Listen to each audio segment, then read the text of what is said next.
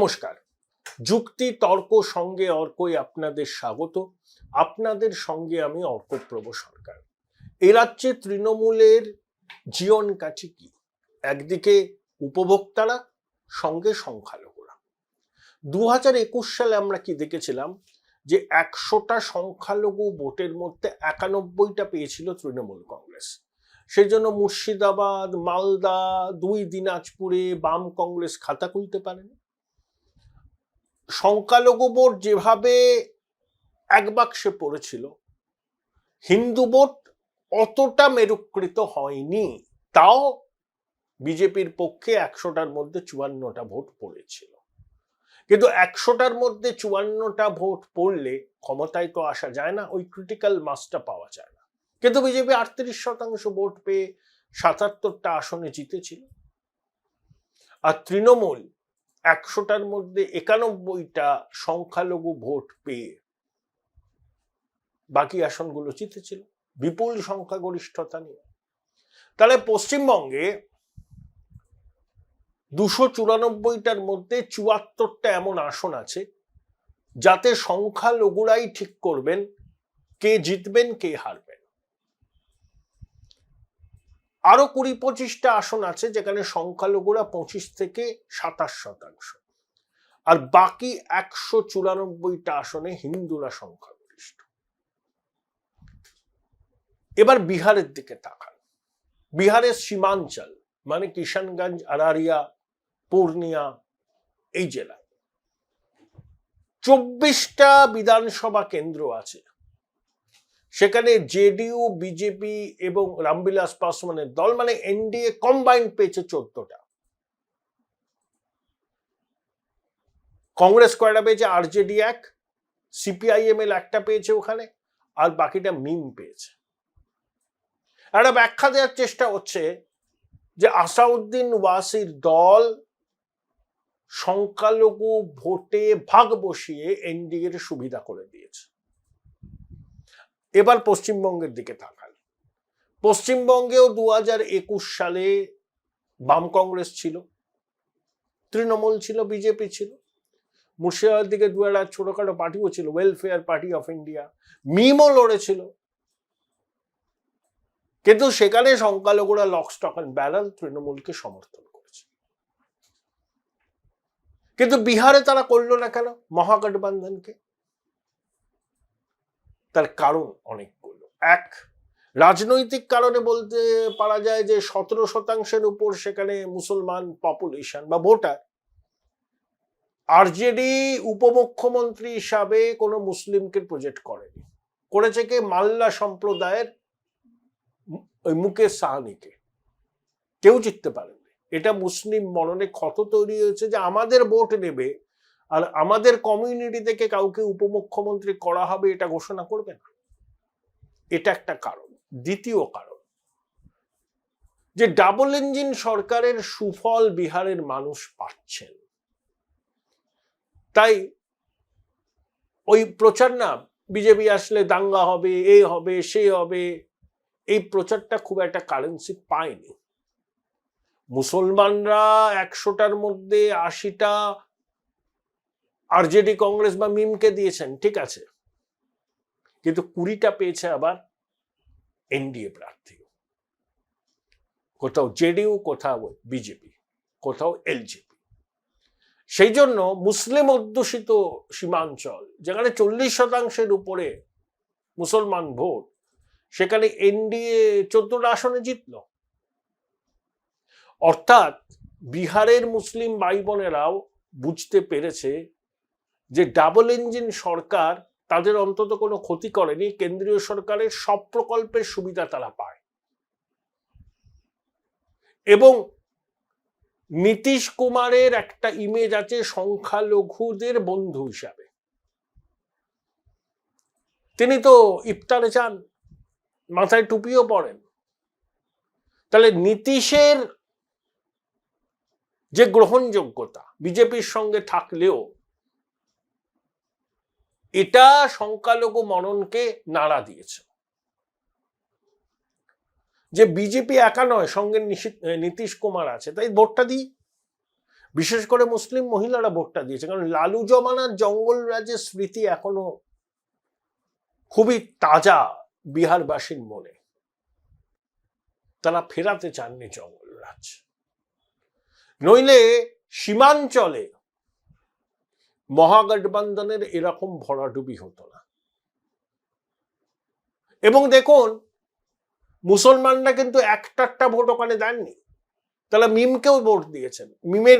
মিমকে মহাগঠবন্ধনে সামিল করেনি আরজেডি কংগ্রেস। ওয়াসি চেয়েছিলেন, বলেছিল এরা বিজেপির বি টিম। এই প্রচার সত্ত্বেও মিম কিন্তু ভোটটা পেল, 5টা আসন পেল। তাহলে মিম বিজেপির বি টিম, ভোট কেটে বিজেপির সুবিধা করে দেয়, এই ন্যারেটিভও সীমাঞ্চলের মুসলমান ভাই বোনেরা অ্যাকসেপ্ট করেনি। তার প্রমাণ হচ্ছে, যদি অ্যাকসেপ্ট করতো তাহলে মিম কিচ্ছু করতে পারত না। সব মুসলমান ভোট মহাগঠবন্ধনের প্রার্থীদের পক্ষে যেতে হয়নি, এই ন্যারেটিভ কাজে লাগেনি। তারা পরিণত মনস্কতার পরিচয় দিয়েছেন, নিজেদের পক্ষে, নিজের রাজ্যের পক্ষে যেটা ভালো সেটাকে তারা অ্যাকসেপ্ট করেছে। আর আরজেডি কংগ্রেসকে বার্তাও দেওয়া হয়েছে যে আমাদের ভোট নেবে, আমাদের ভোট নিয়ে সরকার করবে MY মুসলিম আর যাদব। আর আমরা যখন স্বীকৃতি চাইবো, আমরা যখন উপমুখ্যমন্ত্রী পদে সরকার আসলে মুসলমান কমিউনিটির মধ্যে থেকে কেউ হবে সেটা বলবো, তখন আমাদের দাবি মানা হবে না। 2.5% ভোট আছে বিকাশশীল ইনসান পার্টির মুকেশ সাহানি, তাকে উপমুখ্যমন্ত্রী করার কথা ঘোষণা করব। এই চালাকিটা সংখ্যালঘু ভাইরা বোনেরা ধরে ফেলেছেন বিহারে। ঠিক পশ্চিমবঙ্গেও এটা হবে, কারণ তৃণমূল যে তাদের টুপি পড়াচ্ছে এটা তারা বুঝে গেছেন, অনেকে, সবাই বোঝেননি।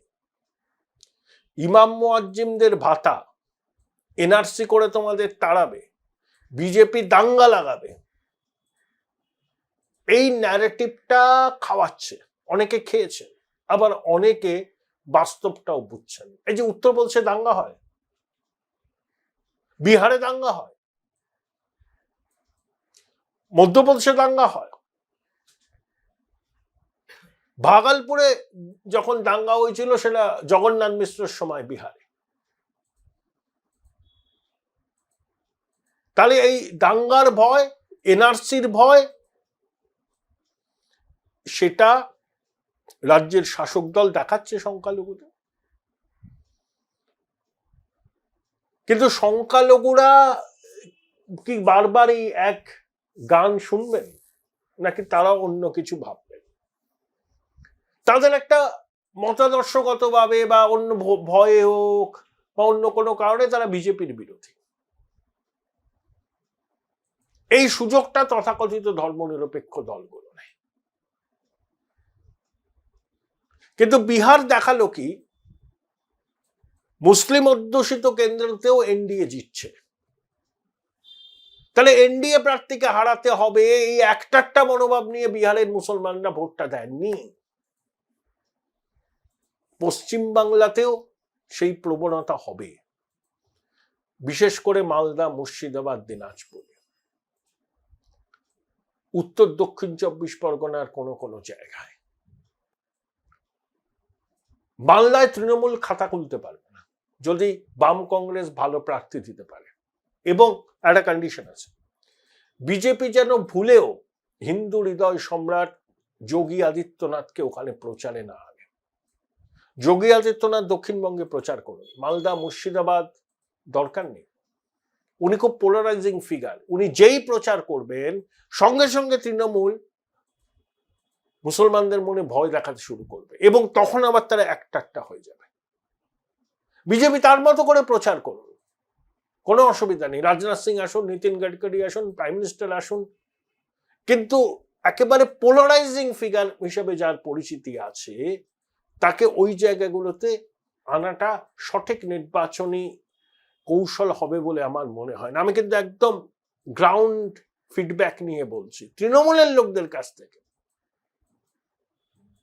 তারা বলছেন আমরা খাতা খুলতে পারবো না দাদা, কিন্তু ওই যোগী আদিত্যনাথের মতো কেউ আসলে খেলাটা ঘুরে যাবে, বিজেপি আর আমরা তখন ভাগাভাগি করে নেব। কিন্তু যদি না আসে যোগী আদিত্যনাথের মতো পোলারাইজিং ফিগার ওই জায়গাগুলোতে প্রচারে, দেখবেন তৃণমূল খাতা খুলতে পারবে না। বিজেপি তো প্রত্যাশার থেকে ভালো ফল করবে, বাম কংগ্রেসেরও খরা কাটবে, বিশেষ করে কংগ্রেস। তাহলে মুর্শিদাবাদে যদি হুমায়ুন শেষ পর্যন্ত কিছু সিদ্ধান্ত নেন, কংগ্রেস বা বামেদের সঙ্গে বা আইএসএফ এর সঙ্গে জোট করেন, তৃণমূল ক্ষতি করে। হুমায়ুন দল না ছাড়লেও, হুমায়ুনকে তো টিকিট দেবে না, তাও তৃণমূলের ক্ষতি হবে। তাই 100টার মধ্যে 91টা ভোট যেটা 21-এ পেয়েছিল, এবার তার পুনরাবৃত্তি হওয়ার সম্ভাবনা অতটা প্রকট বলে আমার মনে হয় না। 91 জায়গায় 80টা ভোট পাবে। আবার যেখানে বাম কংগ্রেস শক্তিশালী লড়াই দেবে, সেখানে কিন্তু তৃণমূলের কপালে দুঃখ আছে, কারণ ধর্মীয় সংখ্যালঘুরা অপশন পেলে বাম কংগ্রেসকে বাঁচবে বিশ্বাসযোগ্য প্রার্থী দিলে। বিহার পথ দেখিয়েছে, অতীতে উত্তরপ্রদেশেও দেখিয়েছে। উত্তরপ্রদেশে বিজেপি ভোট পেয়েছিল, সিএসডিএস লোকনীতির সমীক্ষাতেই বলা হয়েছিল। বিহারও আরেকবার প্রমাণ করলো যে মুসলিম অধ্যুষিত অঞ্চলে মহাগঠবন্ধন মুখ তুবড়ে পড়ল। এই প্রবণতা পশ্চিমবঙ্গে যে হবে না তার কোনো নিশ্চয়তা নেই। কথা বলেছিলাম প্রবীণ রাজনৈতিক বিশ্লেষক এবং জনতা দল ইউনাইটেডের পশ্চিমবঙ্গের রাজ্য সভাপতি অমিতাভ দত্তর সঙ্গে। কি বললেন অমিতাভ বাবু, শুনেন। অমিতাভদা, প্রথমে বিহারে এই জয়, ঐতিহাসিক জয়, আপনাকে অভিনন্দন। একটা জিনিস খুব স্পষ্ট, যেটা সীমাঞ্চল আরারিয়া, পূর্ণিয়া, কিষানগঞ্জ, যেখানে 24টা আসন ছিল, সেখানে মহাগঠবন্ধনের একেবারে বিপর্যয় হয়েছে। এনডিএ পেয়েছে জেডিইউ বিজেপি মিলে 14টা আসন। তাহলে মুসলিমরাও এবার ভোটটা দিল বিজেপিকে, জেডিইউ কে। এটা কিভাবে দেখছেন? আমি প্রথমে তো বিহারের আপামর জনসাধারণকে আপনার চ্যানেলের মাধ্যমে আমি ধন্যবাদ দিচ্ছি, এবং এই জয় বিজেপি এবং জেডিইউ এবং এনডিএর যে অন্য শরিকেরা রয়েছেন তাদের প্রত্যেককেই অভিনন্দন। মানুষের জন্য কাজ করার যে পুরস্কার, সেই পুরস্কার তারা পেয়েছেন। আমি সর্বপ্রথমেই বলি, কেন্দ্রীয় সরকার, যেটা আমরা পশ্চিমবাংলায় ভীষণভাবে গত 50 বছর ধরে দমবন্ধ হয়ে অবস্থায় আছি, যে কেন্দ্রীয় সরকারের একেবারে হাত খোলা উপঢৌকন, উপহার, সহায়তা বাঙালি জাতি বঞ্চিত হয়েছে। সেটা নরেন্দ্র মোদীজির সরকার, অটল বিহারীজির সরকার, এবং এমনকি মনমোহন সিং এর সরকারের সময়ও নীতিশ কুমারজি অনেক সিস্টেমেটিক ভাবে কেন্দ্র রাজ্য সম্পর্ক খারাপ না করে বিহারের জন্য উনি প্রচুর আর্থিক সহায়তা বা বিভিন্ন সহায়তা নিয়েছেন। গত 11 বছর ধরে নরেন্দ্র মোদীজির সরকার বিহারকে যে সহায়তা করেছেন, সেই সহায়তা রাশি সঠিকভাবে, সৎভাবে বিহারের গ্রাউন্ড লেভেলে পৌঁছে দেওয়ার কৃতিত্বটা নীতিশ কুমারের সরকারের। তার ফল মানুষ দিয়েছেন। এটা একটা অন্য আঙ্গিক। মহিলা ভোট, ইউথ ভোট, মুসলিম ভোট, এইগুলো নিয়ে আমরা আসছি, আপনি যেটা প্রশ্ন করলেন। আমি আমার গ্রাউন্ড লেভেলের অভিজ্ঞতায় বিহারে একদিন যাতায়াত করা এবং বিভিন্ন জায়গায় বিভিন্ন বহুদিন ইন্টেরিয়ার পার্টে যাওয়ার অভিজ্ঞতায় বলতে পারবো, আমার মনে হয়েছে, এখন অ্যানালিসিসটা পুরো এসে যাবে, যে বহু সংখ্যক মুসলিম, মানে শুধু সীমাঞ্চলে নয়, স্ক্যাটার্ড মুসলিম যেখানে যেখানে রয়েছে, এবং যাদবেরও একটা বিরাট অংশ, তারা কিন্তু এনডিএ, নীতিশ কুমার, বিজেপিকে ভোট দিয়েছে। এটা নীতিশ কুমার বিজেপির সাথে থাকায় এবং লিড করায়, এই প্যাককে লিড করায়, মানে এনডিএ কে লিড তো নীতিশ কুমারের নেতৃত্বাধীন জনতা দল ইউনাইটেড করেছে। এতে যে কমিউনাল ফারওয়ার্ডটা যদি থেকে থাকে বা আছে, যে হিন্দু মুসলমান ডিভিশনটা, সেই ডিভিশনটা এখানে গুরুত্ব পায়নি। মুসলমানেরা এই জোটকে, নীতিশ কুমার নেতৃত্বাধীন জোটকে এখন তাদের বন্ধুত্বপূর্ণ মনে করতে চেয়েছে। ওই ওয়াকফ বিলের পরেও ওয়াক বিলের পরে যেরকম একটা অ্যান্টি ব্রিটিশ একটা মানসিকতা তৈরি হয়েছিল মুসলিমদের ভিতরে, সেইটা ধীরে ধীরে কেটে গেছে। একটা নিজেদের ভিতরে একটা আলোচনা হয়েছে যে এটা তো আমাদের তো কোনো ক্ষতি তো হচ্ছে না, আর আমরা কোনো সরকারি প্রকল্প থেকে আমরা বঞ্চিত হচ্ছি না, আর আমাদের সাথে কোনো ডিসক্রিমিনেশন নেই, কোনো অত্যাচার নেই, হিন্দু মুসলমান নামে কোনো দাঙ্গাও নেই। এটা যেরকম একটা জায়গায় আছে। দ্বিতীয়ত হচ্ছে যে আরজেডি অথবা কংগ্রেস মাইনরিটি কমিউনিটির ভরসা পায়নি। এক কারণ হচ্ছে ওই মাল্লাদের পার্টি, ওই বিকাশশীল পার্টিকে, ওদের নেতাকে মুকেশ সাহানিকে ডেপুটি চিফ মিনিস্টার ডিক্লেয়ার করে দেওয়া, যাতে ওয়েসির পক্ষে খুব সুবিধা হয়েছে। সে প্রচার করেছে, দেখো মুসলমান ভোটের উপর নির্ভরশীল, মুসলমানরা 17.5%, বিহারে 18%, যাদবদের থেকে 4.5% বেশি। তো ওরাই মেন স্টে আরজেডি। তোমরা তোমাদের বঞ্চিত করছে, করে অন্য লোককে করে দিচ্ছে। এটা কিন্তু ওদের ভিতরে একটা রিপল তৈরি করেছে, মানে মুসলিম সমাজের ভিতরে।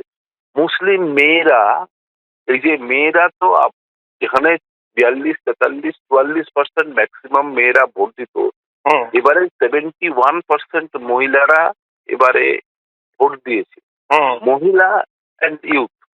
আপনি যদি সময় থাকে আমি একটা এক্সপ্লেন করতে চাই। এটা সঠিক বলেছেন নরেন্দ্র মোদীজি, যে MY ইকুয়েশনটা এখন মহিলার ইউথে গেছে। ঠিক, মহিলারা একবজ্ঞা ভাবে ভোট দিয়েছে। আর প্রশান্ত কিশোর প্রাথমিকভাবে ইউথদের মধ্যে একটা ইউফোরিক স্টেট তৈরি করেছিল, ওই পলায়ন, চাকরি ইত্যাদি। ইউথটা কি করেছে, মুসলিম ইউথ, মানে আপনি মুসলিম কোশ্চেনটা করলেন, এখন ইউথ তো আর হিন্দু ইউথ মুসলিম ইউথ আলাদা না, মহিলা হিন্দু মুসলিম ইউথ মহিলা আলাদা না। এখন প্রথমে তারা অ্যাট্রাক্টেড হয়েছিল, কিন্তু প্রশান্ত কিশোর ইলেকশন না লড়ায় এবং ধীরে ধীরে নির্বাচনী পরিপ্রেক্ষিতে প্রশান্ত কিশোরের পার্টিটা ডেসিমেট করে যাওয়ায় তারা আরজেডির দিকে ঢলেও শেষ পর্যন্ত নীতিশের দিকে চলে এলো। একটা নির্দিষ্ট কারণ আছে। তেজস্বী যাদব যখন ডিক্লেয়ার করলো প্রত্যেক বাড়ি থেকে একজনকে আমি চাকরি দেবো, এটা কিন্তু কোনো জায়গায় খেলো না, বাংলা খেলো না, দিলে কেউ খাবে না। অবাস্তব কথা, আমি এত কোটি লোককে চাকরি দেবো, ভারতবর্ষে অত কোটি সরকারি কর্মচারী নেই, স্টেট সেন্ট্রাল মিলিয়ে। হ্যাঁ, এটা অদ্ভুত কথা। আমি নিজে একটি আমার পরিচিত যাদব ছেলেকে, রাজনীতির লোক না, তাকে জিজ্ঞেস করলাম কিসকো ভোট দেগা? হ্যাঁ, বলে नीतीश को देंगे। हमने क्यों? हाँ, तुम तो ज्यादा हो। বলে নেই ও 9वीं ফেল হ্যাঁ বলছে। আচ্ছা, অটোওয়ালাকে আমি জিজ্ঞেস করেছি পাটনা শহরে, যে নাম জিজ্ঞেস করলাম কি, বলে তুমি তো তাহলে যাদবকেই ভোট দিচ্ছ, আরজেডি কে ভোট দেবে। বলে নাই স্যার, मैं इंटर पास हूँ। হ্যাঁ, মানে তেজস্বী যাদবের আরেকটা কথা হচ্ছে, ওরা এই জোট বা ক্যাম্পেইন, তেজস্বী যাদবকে আমি কখনোই একটা নীতিশ কুমারের সমকক্ষ বা কাছাকাছি, মানে ভরসা কার উপর করবে, মুসলিম বলুন, হিন্দু বলুন, ওমেন বলুন, মেল বলুন, একটা ভরসার জায়গা তো থাকতে হবে, নইলে হয় না। আমার আরেকটা প্রশ্ন অমিতাভ দা, এই যে মুসলমানরা একটা অংশ এনডিএ কে সাপোর্ট করলো ডিউ টু নীতিশ কুমার, অবশ্যই, হ্যাঁ, আর মুসলমানদের উপমুখ্যমন্ত্রী বিষয়টা মহাগঠবন্ধন স্পষ্ট করেনি। বাংলার মুসলিমরা কি বিহারের অভিজ্ঞতা থেকে শিক্ষা নেবে, বিশেষ করে যে জেলাগুলো একেবারে মুসলিম ডমিনেন্ট, মালদা, মুর্শিদাবাদ? আপনার পুরো প্রশ্নটা আমি না করার আগে আমি বুঝেছি, এবং এটা আমি দীর্ঘদিন ধরেই বিভিন্ন জায়গায় বলার চেষ্টা করেছি, কিন্তু বলিনি। আমি খোলাখুলি বলতে চাই, পশ্চিমবাংলায় মুসলমানের সংখ্যা কিন্তু অনেক বেশি। হ্যাঁ, ভারতবর্ষের যে কোনো রাজ্যের থেকে জম্মু কাশ্মীরকে বাদ দিলে পার্সেন্টেজ ওয়াইজ, মানে কাশ্মীরকে বাদ দিতে, হ্যাঁ, ম্যাক্সিমাম, হ্যাঁ, আসামও আছে, ঠিক আছে। আসামে হিন্দু পপুলেশন, মুসলিম পপুলেশনটা হচ্ছে কনসেন্ট্রেটেড, কিন্তু পশ্চিমবাংলায় স্ক্যাটার্ড। আপনি মুসলিম পপুলেশনকে এখানে হিন্দু মুসলমান, বাঙালি কোনোদিন, বাঙালি অ্যাকচুয়ালি পশ্চিমবাংলার রাজনীতিটা বাঙালি মধ্যবিত্ত উচ্চ জাত এবং শিক্ষিত শ্রেণী, যাদের ভদ্রলোক ইন্টালেকচুয়াল বলা হয়, তাদের দ্বারাই বেঙ্গলের পলিটিক্যাল সাইটটা কন্ট্রোল হতো। এবং পলিটিক্সটা হচ্ছে মূলত পলিটিক্যাল পাওয়ার, সোশ্যাল, পলিটিক্যাল, ইকোনমিক পাওয়ারটা কলকাতা কেন্দ্রিক মনোলিথিক পাওয়ার সেন্টার হয়ে থেকেছে। কিন্তু এই নতুন ন্যারেটিভ, হিন্দু মুসলমানের ন্যারেটিভ আসার পরে আপনার হিন্দুরা সেই ভদ্রলোক ক্ল্যান বা যারা শিক্ষিত বাঙালি তারা কিন্তু হিন্দু মুসলমানের এই বিরোধটা বা এই যে বিভাজনটা যেটা বিজেপি সফল হয়েছে গুজরাট, আপনার রাজস্থান, পাটলি উত্তরপ্রদেশ, বিহারে কিন্তু করতে পারেনি। বিহারে করতে পারলে নীতিশের প্রয়োজন ছিল না। বিহার হচ্ছে ভারতবর্ষের ব্যতিক্রমী রাজ্য যেখানে বিজেপি ক্ষমতায় থেকেও ক্ষমতায় নেই। কোনো বিজেপির এজেন্ডা সেখানে আপনি করছেন, হচ্ছে তো সমাজবাদী এজেন্ডাই করছে নীতিশ কুমার, এটা পরে আলোচনা। তো এখানে যদি সোশ্যাল ব্রড বেসটা তৈরি করতে না পারে বিজেপি, তাহলে 2026-এ কিন্তু আরো অতলে তলিয়ে যাবে। ওদেরই একজন নেতা বলছে 30-এর বেশি সিট পাবে না, আমি নাম বলছি না। ওদেরই একজন সাংসদ যে কথা বলেছে সে কথা ভয়ঙ্কর। একটা পার্টি ইডি, সিবিআই ইত্যাদির উপর ভরসা করে আর প্রেসের উপর, সোশ্যাল মিডিয়ার উপর ভরসা করে পারে না।